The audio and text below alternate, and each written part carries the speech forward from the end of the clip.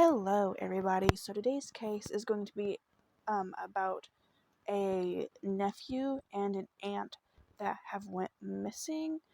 Their names are King Walker and Diamond Bynum. This case takes place in Gary, Indiana, and that is what we're going to be talking about today. Um, all the links that I used for research will be down below, like always, as well as the link to a case suggestions form if you have anything you'd like me to talk about. But with that being said, I want to go ahead and get into this case. So, King Rajon Walker was 2 years old at the time of his disappearance. His family says that, like most toddlers, he loved to run. His favorite game at the time was to make people chase him as he zoomed around. He was Diamond's nephew, and at the time, Diamond was an adult. She was 21 years old, but she was considered to have the mental capacity of like a 5 to 7 year old. She was born with Prader-Willi syndrome. I believe that's how that is pronounced, which is a genetic condition that results in developmental displays, cognitive impairment, and near constant feelings of hunger, regardless of how much the person eats. So, like many people with this condition, she would sometimes go to extreme lengths to obtain food, and she had a habit of stealing food from stores and restaurants. She also had a distinct personality. Her family described her as a bubbly young woman who liked to play jokes and enjoyed getting her hair and nails done. She was a caring person who liked to help her mother with household chores when she could.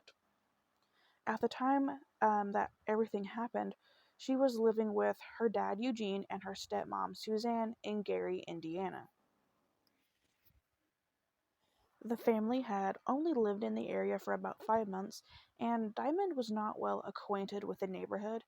At their previous home, she knew her way around the neighborhood, and she would take walks on her own. Her neighbors knew her and they were aware of her condition, but that was not the case at their new home. So, King is the son of Ariana Walker, Diamond's sister.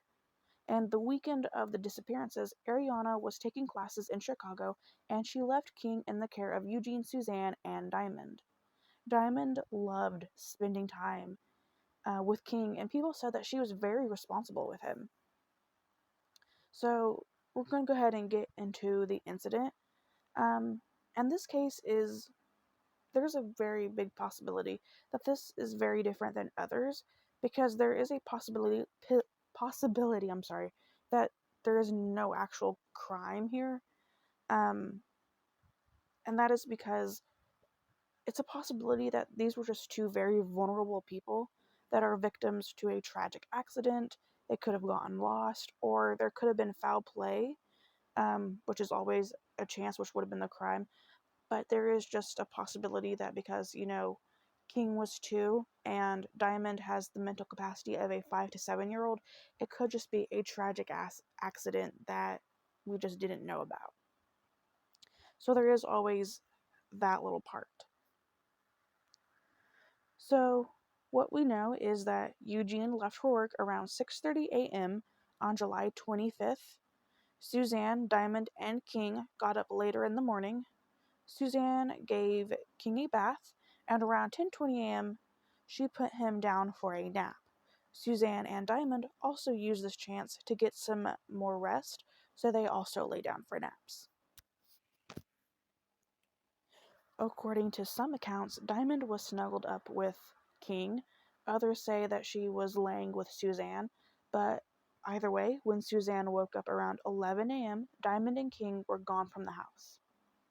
She called Eugene at work and told him, and initially it was believed that Diamond took King with her to a nearby store because of her habit of seeking food all the time and always being hungry. Her family doubted that she could have gone very far, and this is one due to her obesity, her asthma, and the limp in her right leg. So she had a lot of things that would keep her from really going super far.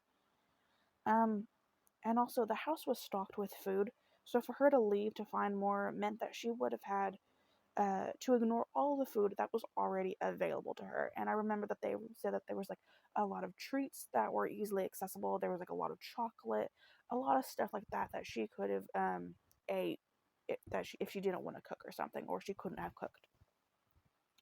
So Diamond and King uh, couldn't be located anywhere in the neighborhood, and with her medical issues and limited communication ability, um, her phone and tablet were left at the home. Her being on her own under these conditions with a child was obviously dangerous for both of them. Um, Diamond also relied on regular medication to help with her behavioral health problems. So this is a very like time sensitive issue. So I couldn't find a clear answer as to when their disappearances were reported or how long it took for them to be reported and where the family searched before they contacted police. But we do know that they did search before contacting them. Early in the investigation, employees at a local McDonald's reported that the pair had gone food there and left before anyone knew that they were even missing. Search dogs would later track Diamond and King's scent to a local Go-Low gas station, where the trail seemed to vanish. A witness would report seeing the pair at the gas station, but they did not appear on any of the CCTV footage that was recovered. It's not specified what area the security camera covered, so we don't even know if it would have been pointing to where you would have been able to see them anyway. Um, and it's also not specified if the two of them would have had to actually go inside the store to be seen on it. So there's a chance that this CCTV footage is of the inside only, and they could have just stayed outside. So the scent was also picked up at an abandoned house in Gary. So Gary has many abandoned buildings, which is like a lot. Like it's in the thousands. And during the search, police would comb through 24 blocks of empty houses and other structures. The possibility that they hadn't gotten lost and foul play was involved was, at this time, becoming more and more considered. It's possible that while they were out, they could have been victims to an opportunistic predator. There were 21 registered sex offenders within a mile of their home. 21 within a mile. That is too many for my comfort. At one point, a 34-year-old local man was named a person of interest, but the lead never developed further. I couldn't even find the name. It's also not clear if this man was a registered sex offender or not. In the years following the incident, the family, they've been frustrated with the police because they don't believe that Diamond's disabilities were seriously taken into account. It took a month for a silver alert to be issued for Diamond, which should have been immediately applicable.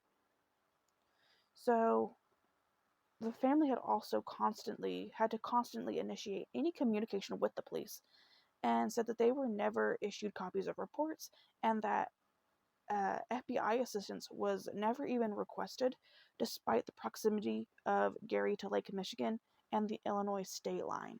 So a lot of things weren't done that they felt like should have been done, which probably would have helped early on, and that stuff just did not happen. And it's crazy that a silver alert was not issued for Diamond and for until a month later. Which a silver alert is for people, I believe it's for people that have these kind of issues and stuff like that. So people that are very vulnerable. So all this should have been done very early on, and it just wasn't. So they have a right to be as frustrated as they were. So there was a brief resurgence in attention in October of 2016. The Northwest Indiana Major Crimes Task Force reviewed all files related to the case. They re-interviewed neighbors and used canine units to conduct searches. The task force submitted several unspecified items to the Indiana State Police Crime Lab for testing. And if there are leads from the testing, that has not been revealed. Diamond's mom LaShawn Walker, continues to hold on to the hope that the two of them are still alive. In 2022, she held an event at Chicago's Daley Plaza to raise awareness for them. Ariana has also provided law enforcement with a sample of her DNA in case their bodies ever turn up.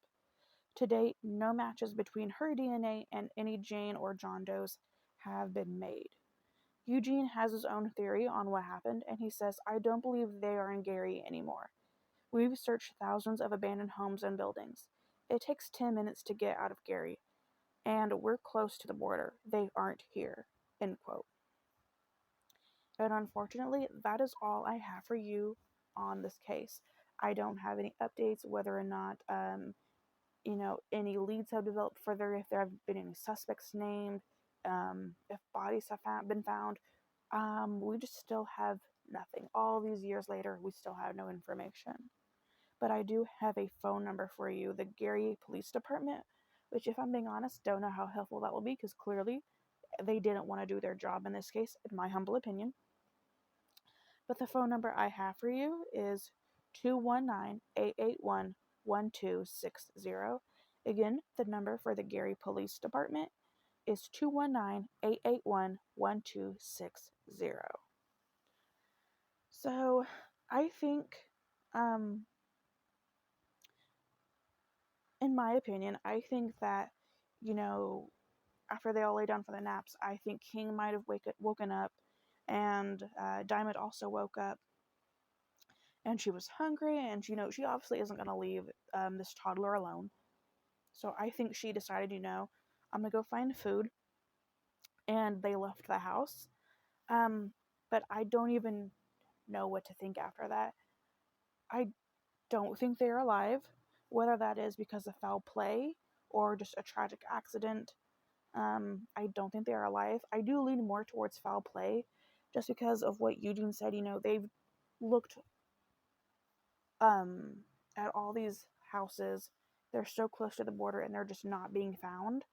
They're not in Gary, and Diamond can't go that far anymore because of multiple reasons. So I do think that I am leaning heavily towards foul play, whether it's a sex offender or just an opportunistic killer. I think that they were targeted because they are two vulnerable people, and unfortunately, I do think that they were abducted, taken out of Gary, Indiana, maybe taken into Illinois, and something happened to them. But in my opinion, I don't think they are with us anymore, and that is absolutely heartbreaking. Let me know your guys' thoughts down below, but please be respectful. Like always, you never know if the family is going to come across this video. And if they do, I just want to say that I am so sorry for what's happened. I hope that King and Diamond are both found, and you guys can finally get the answers and the closure you guys need, and this is solved. Thank you so much for listening to their story, and I will see you guys very, very soon. Bye, guys.